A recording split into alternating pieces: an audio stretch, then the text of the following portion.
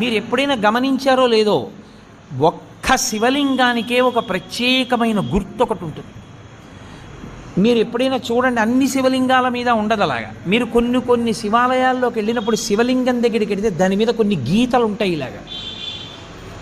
అది ఏమిటో తెలుసా గీత?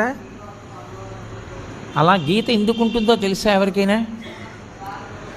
అలా గీత ఉంటే దాన్ని బ్రహ్మసూత్రము అని పిలుస్తారు. అలా గీత ఉంది అంటే నీ అదృష్టం పండి నువ్వు అక్కడికి వెళ్ళావని గుర్తు. 1000 మాటలు ఓ శివాలయంలోకి వెడితే నీకు ఎంత ఫలితమో, అలా గీతలు ఉన్నటువంటి శివలింగం ఉన్న గుళ్ళోకి వెడితే అంత ఫలితం.